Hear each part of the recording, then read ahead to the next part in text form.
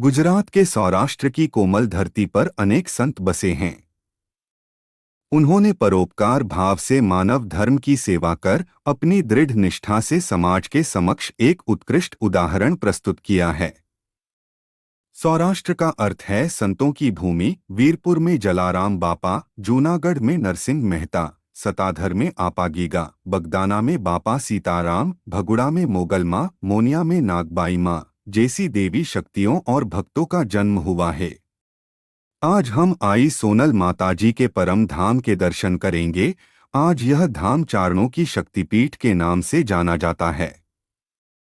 जूनागढ़ से मात्र 30 किलोमीटर दूर है मढ़डा गांव। इस गांव में है आई सोनल माताजी का मंदिर। यह गांव लाखों भक्तों की आस्था का परम धाम है।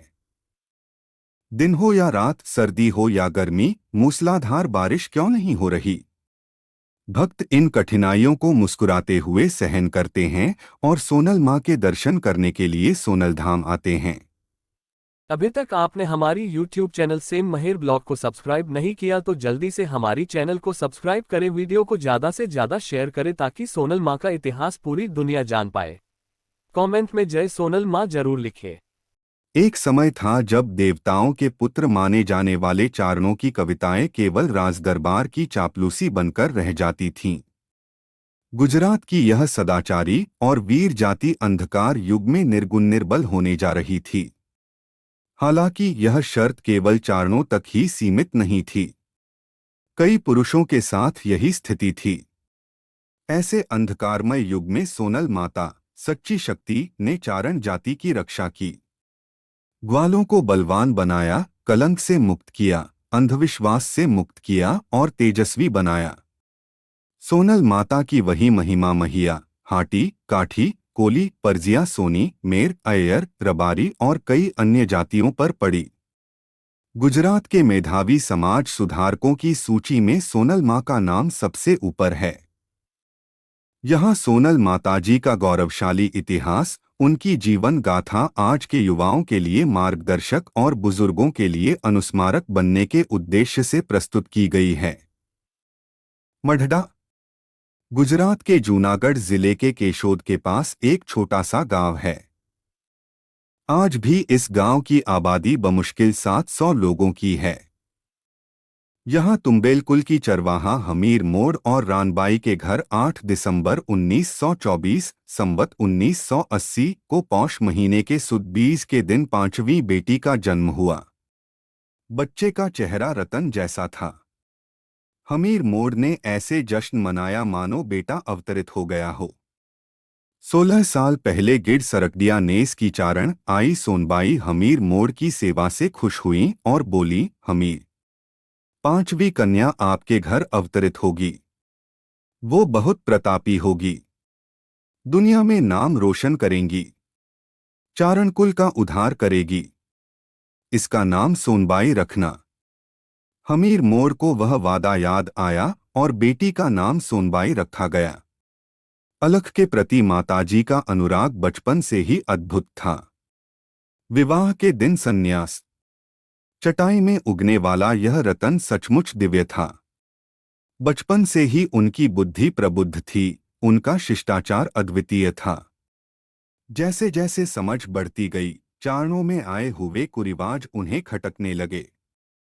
घर बसाने की कोई इच्छा न होने के बावजूद उन्होंने अपनी मां राणबाई की जिद के आगे झुककर देवदान चारण से शादी कर ली।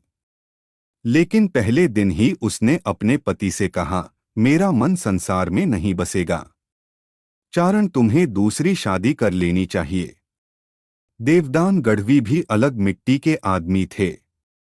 कहा कि तुम्हारी तरह जोगमाया ने एक बार मेरे नाम की चुंदड़ी ओढ़ ली, अब ये वो चारण नहीं है जो किसी और से शादी कर ले। और वे भी आजीवन ब्रह्मचारी रहे। समाज सुधार के लिए मांगी भीख। मां सोनबाई आजीवन ब्रह्मचारी रही। ब्रह्मचर्य के साथ साथ उनकी ईश्वर भक्ति भी अलौकिक थी। हालांकि माताजी हाथ में माला लेकर बैठने वालों में से नहीं थीं। उन्हें बचाना था, अंधेरे में रहे अपने समाज को, और इसी उद्देश्य से माताजी का पैर मढ़डा से बाहर आने के बाद वे कहीं भी नहीं बैठे। सौराष्ट्र, मध्य गुजरात और उत्तरी गुजरात के चारण उनकी देवीवाणी से धन्य थे। सोनबाई ने कच्छ के अपेक्षाकृत पिछड़े चारणों को समय के साथ चलने की गति प्रदान करने के लिए अथाक प्रयास किया। 27 वर्षों तक सोनल मां चारण को समाज का बड़ा स्थान पुनर्स्थापित करने के लिए काम किया। उन्होंने कहा कि आप तभी आगे बढ़ेंगे जब आप आज के युग के अनुसार पढ़ेंगे। झूठे बहानों पर विश्वास करना बंद करें। सर्वोच्च शक्ति पर विश्वास रखें। निडर और मर्दाना बनो। कमाओ और अमीर बनो। अपने बच्चों में शिक्षा का संचार करना न भूलें। 1970 में माताजी ने चारणों के मूल संस्कारों को वापस लाने और चारणों की पहचान को पुनर्जीवित करने के लिए आई सोनल चारण सभा की स्थापना की। चारण हितवर्धक सभा को पुनर्जीवित किया। कच्छ के चारणों के लिए एक चारण समाज भी बनाया। समाज की कुप्रथा को भी बंद करवाया। कनेरी, केशोद में अखिल भारतीय चारण सम्मेलन में सोनल मां ने हुंकार की। जब माताजी केवल 30 वर्ष की थीं, तब उन्होंने केशोद के पास कनेरी गांव में अखिल भारतीय चारण सम्मेलन का आयोजन किया। 3.5 बंक की सारी चारण जाति एकत्रित हो गई। असंख्य चारण आए थे। चारणों देश के कोने कोने से आए। उस सम्मेलन में सोनबाई ने गरजकर जो वचन बोले, उसे कहने की ताकत उस समय किसी में नहीं थी। माताजी ने चारणों से कहा, धूम्रपान ना करें, अंधविश्वास में ना रहे, जानवरों का खून पीना हमारा धर्म नहीं है, शराब छोड़ो, मांसमदिरा छोड़ो, ये सब असुरों के लिए है। हम संस्कारी लोग हैं, यह हमारे लिए नहीं है। चारण तो अपने बल पर आगे आता है। गुलाम भारत के उस संस्कृत काल में माताजी का परिचय रविशंकर महाराज, भावनगर महाराज और जूनागढ़ नवाब सहित कई लोगों से हुआ। मां ने बहुत संघर्ष किया। केवल चारणों के लिए ही नहीं, सौराष्ट्र गुजरात के काठी, परजिया, सोनी, महैया, हाटी, राजपूत, मेर सहित कई समुदायों में कुरिवाजों को माताजी के प्रताप ने हटा दिया था। सौराष्ट्र के काठी और महैया दरबार आज भी माताजी को याद करते हैं। माताजी का गायन भी बहुत अच्छा है। जयमल्लभाई परमार कहते हैं कि उन्होंने सोनबाई से अपनी समृद्ध आवाज में जो शिवस्रोत सुना था, वह आज भी याद है। 1974 की गर्मियों में चारणों ने जूनागढ़ में वनप्रस्थाश्रम में माताजी के प्रवेश का जश्न मनाया।